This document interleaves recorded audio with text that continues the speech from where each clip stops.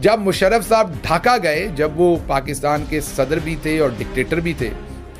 وہ ڈھاکہ گئے تو وہاں پر جو ایک یادگار پر گئے, اور وہاں پر انہوں نے اس یادگار میں جو الفاظ لکھے, اس میں انہوں نے لکھا کہ جو پاکستان میں موجود آپ کے بہن اور بھائی ہیں, بنگلہ دیش کے لوگوں کو انہوں نے کہا کہ پاکستان میں موجود آپ کے بہن اور بھائی جو ہیں وہ شرمندہ ہیں اور معافی کے طلبگار ہیں, ریگریٹ کرتے ہیں. وہ جو طاقت کا استعمال ہوا, غیر ضروری طاقت کا استعمال ہوا, اور جو ظلم ہوا یہاں پر, اس پر پاکستان میں رہنے والے آپ کے بہن بھائی آپ سے شرمندہ ہیں اور افسوس کا اظہار کرتے ہیں, اور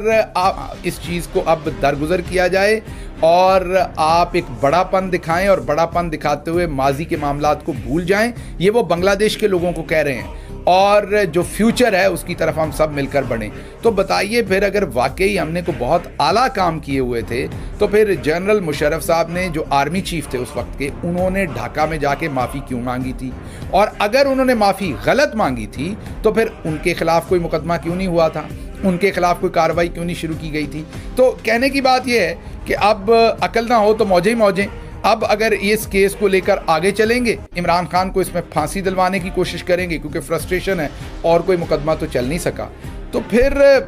یہ ڈسکس تو ہوگی عدالت کے اندر. پھر اس کے ایک ایک مندرجات سامنے آئیں گے, اور جس چیز کو چھپانے میں 55 سال لگے وہ کھل کر سامنے آ جائے گی. اور ویسے بھی جس دن سے عمران خان صاحب کے ٹویٹر اکاؤنٹ سے یہ ٹویٹ ہوا ہے, اگر اس ٹویٹ کی وجہ سے 70% یا 60% یا 50% پبلک کو پتہ چلا, تو مقابلے میں پاکستان کے چودھری نظام الدین اور ان کے حواریوں نے جتنی پریس کانفرنسز, جتنا رولا رپا اور یہ کیسز, یہ سب کچھ کیا ہے, اس سے حمود الرحمان کمیشن رپورٹ کو اگر 100% نہیں تو 90% لوگوں نے ضرور پڑھ لیا ہے, سمجھ لیا ہے, پوچھ لیا ہے, سن لیا ہے. تو ایک تو فائدہ ہوا ہے کہ حمود الرحمان کمیشن رپورٹ ان کے شور ڈالنے پر پورے پاکستان میں پہنچ گئی ہے, اور ہر ایک کو پتہ چل گیا ہے کہ ماضی میں ہم نے کیا کچھ کر رکھا ہے اور ہماری کیا تاریخ ہے.